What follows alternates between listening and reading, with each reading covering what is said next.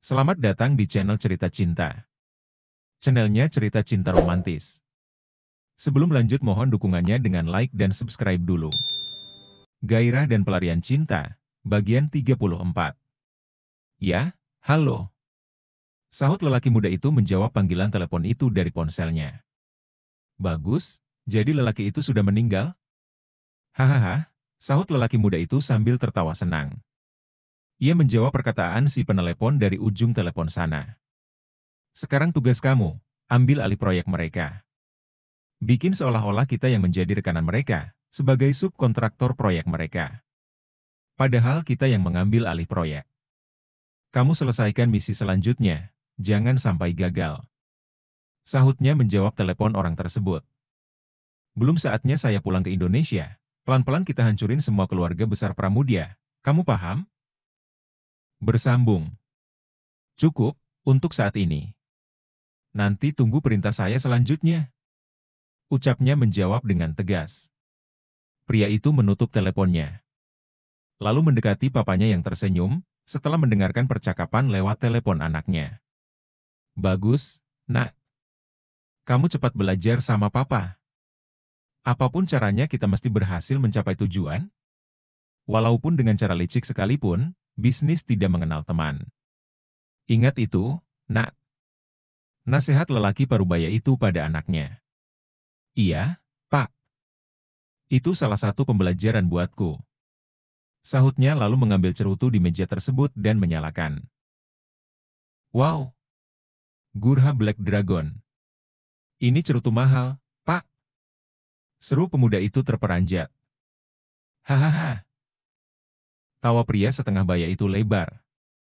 Gak usah kaget gitu, nak, hehe. Ucapnya jumawa. Benar ini cerutu paling mahal di dunia, namanya cerutu Gurha Black Dragon. Jenis cerutu ini hanya dijual di toko-toko khusus di seluruh dunia. Serius, Pak? Ucap pemuda itu kaget. Gila, harganya sama kayak kita beli sebuah ponsel Smartphone flagship model terbaru, bahkan bisa untuk sepeda motor. Hahaha. Ini cuma kecil, nak. Sambung pria setengah baya itu. 0,0001 dari hasil laba perusahaan kita. Tenang saja, nak. Cerutu ini buat menaikkan prestige dan martabat kita dalam dunia bisnis. Pemuda itu hanya nyengir malu di hadapan papanya, lalu ia mulai berkata. Oh iya, Pak. Aku ingin kuliah saja di sini. Terima kasih ya, Pak. Sudah mengajakku kerja di perusahaan papa. Kamu itu putraku, nak. Semua usaha papa ini untuk kalian juga. Sekarang kamu papa latih biar menjadi pengusaha yang disegani semua pesaingmu, nak. Papa mempersiapkanmu buat menggantikan papa kelak, sahut pria parubaya itu. Terima kasih, Pak. Ucap pemuda itu tersenyum senang. Aku janji untuk membuat bangga papa. Sementara itu di lokasi lain. Tampak Nengsi duduk sambil mengelus pipi putrinya. Di sampingnya duduk suaminya yang juga papanya Dewi Safiri, yang kini masih terbaring di rumah sakit belum sadarkan diri dari komanya. Sesaat Anggoro berkata pelan pada istrinya, untuk melihat Akbar, cucunya yang juga masih terbaring koma.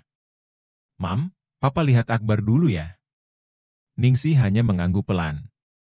Anggoro pun melangkah mendekat ke ranjang sebelah. Ditatapnya cucunya yang kini mulai terlihat berseri, walau masih belum sadarkan diri. Ia lalu mengusap pipi Akbar dan menciumnya sejenak. Bulir air mata mengalir turun dari kelopak mata Anggoro. Ia miris melihat putri dan cucunya terbaring koma tak berdaya. Sempat ia berdoa sejenak untuk kesembuhan putri dan cucunya, sebelum ia tersadarkan dengan sebuah getaran ponselnya. Sebuah pesan masuk dari kantor Polsek Basudil. Memberitahu bahwa akan ada pemeriksaan dan penyelidikan kasus kecelakaan Prima. Dan mengharapkan supaya ia bersedia hadir untuk memberikan keterangan kepada pihak penyidik. Setelah membalas pesan tersebut, lalu ia kembali menemui Nengsi, memberitahukan bahwa ia akan pergi ke Polsek Basudil. 2 jam kemudian, Sekar, Pramudia, Jelita, Cinta dan Adit sudah berada di Polsek Basudil. Mereka semua memenuhi panggilan dari pihak penyidik mengenai kasus kecelakaan lalu lintas yang dialami oleh Prima. Sementara Anggoro baru saja sampai beberapa saat lalu. Selamat datang Bapak dan Ibu sekalian. Untuk sementara, kami informasikan kepada Bapak dan Ibu bahwa kecelakaan lalu lintas yang dialami Bapak Prima sekeluarga yang terjadi 4 hari lalu, bukan kecelakaan lalu lintas biasa. Ada indikasi dari sabotase oleh pihak tertentu. Untuk lebih jelasnya, nanti Kanit Reskrim yang akan menjelaskannya kepada Bapak dan Ibu sekalian. Saya akan jelaskan secara singkat hasil penyelidikan, dari unit kerja saya bekerja sama dengan unit Laka Lantas. Hasil investigasi kami di lapangan, setelah meneliti dan melihat barang bukti sebuah mobil. Bahwa di kendaraan tersebut terdapat kabel yang terputus. Dan setelah dicermati dan dicek langsung oleh tim, bahwa itu sengaja dipotong oleh seseorang. Dari hasil pengecekan kami di lapangan, baik di lokasi TKP maupun di rumah kontrakan Bapak Adit, ternyata terdapat bukti adanya tumpahan oli di sana. Saat ini, tim kami baru menyimpulkan sementara, bahwa kasus kecelakaan yang dialami oleh almarhum Bapak Prima, adalah disebabkan kabel rem yang terpotong. Sehingga terjadi kecelakaan maut tersebut. Untuk pengembangan kasus ini, kami mengharapkan bantuan Bapak dan Ibu, untuk memberikan keterangan kepada tim kami. Supaya memperlancar penyelidikan kasus ini. Hanya ini sementara yang dapat saya sampaikan kepada Bapak dan Ibu. Supaya lebih nyaman, satu persatu dari Bapak dan Ibu akan kami mintai keterangan dan yang lain boleh menunggu sejenak di ruangan lain. Sekar lalu berdiri, ia lalu berjalan melangkah menuju ke meja penyelidikan. Setelah dipersilahkan duduk, lalu mulai diinterogasi dengan beberapa pertanyaan. Nama Ibu? Sekar Rahayu Sukmawati. Apa hubungan Ibu Sekar dengan korban? Almarhum Prima adalah anak kandung saya. Saat kejadian apakah korban sempat menemui Ibu Sekar? Tidak, Pak. Kapan terakhir Ibu Sekar bertemu dengan korban? Sehari sebelum kejadian, Pak. Ada pertemuan keluarga membahas masalah keluarga. Masalah apa itu, Bu? Bisa Ibu ceritakan pada kami? Masalah pernikahan Adit di Surabaya. Apa hubungan saudara Adit dengan keluarga Ibu? Dia adalah suami putriku, yang bernama Cinta Rahayu Pramudia. Pada saat itu, ada kejadian apa di sana? Almarhum Prima sempat marah dan emosi kepada Adit, karena menikah lagi dengan perempuan lain di Surabaya. Jadi maksud Ibu, korban sempat bertengkar dengan saudara Adit? Betul, Pak. Ketika itu almarhum Prima menampar pipi Adit karena terbawa emosi. Apa ada lagi yang lain, setelah kejadian hari itu, Bu? Tidak ada, Pak. Oke. Saya rasa cukup.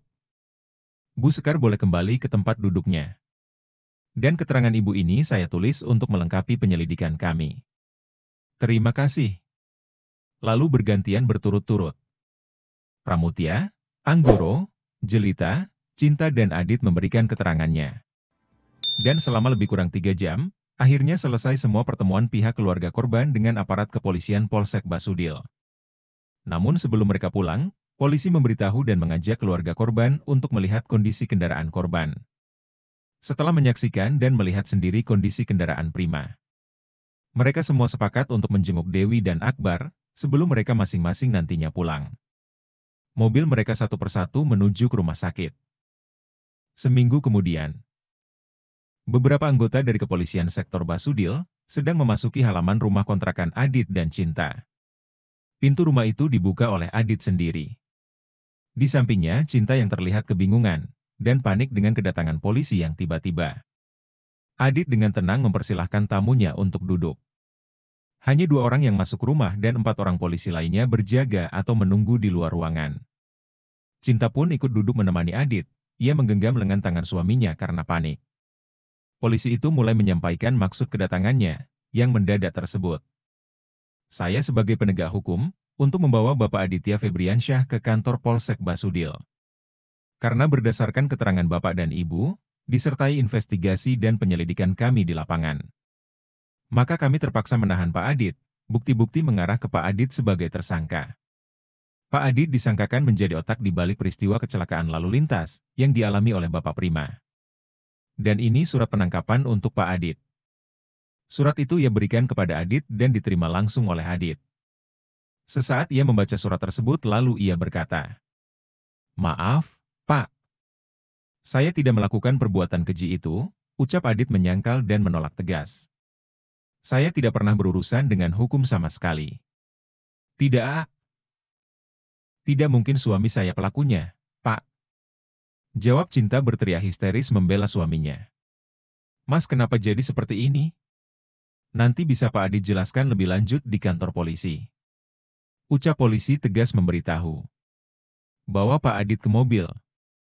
Seorang polisi memerintahkan kepada kedua rekannya yang berada di dalam rumah. Bentar, Pak. Ucap Adit memberitahu. Saya mau menghubungi pengacara saya dulu. Setelah Adit menelepon pengacaranya, lalu ia berbicara dengan Cinta. Dek Cinta, kamu hubungi papaku dan Papa Pramudia sekarang. Bilang bahwa Mas sekarang dibawa ke kantor Polsek Basudil. Cinta lalu menelepon papanya, dan setelah menutup telepon, lalu menghubungi papa mertuanya. Setelah selesai ia menghubungi papa mertuanya, polisi pun mengangkut Adit dari rumahnya. Cinta mencoba menahan tangan suaminya, sambil memohon-mohon kepada para polisi tersebut. Bahkan ia sedikit berteriak-teriak, minta supaya Adit tidak mereka bawa pergi. Mas Adit! Mas! Seru Cinta menarik tangan suaminya. Jangan bawa pergi suami saya. Dia tidak bersalah sama sekali. Tetapi tetap saja omongan Cinta tidak mereka gubris. Mas Adit. Maas. Bersambung.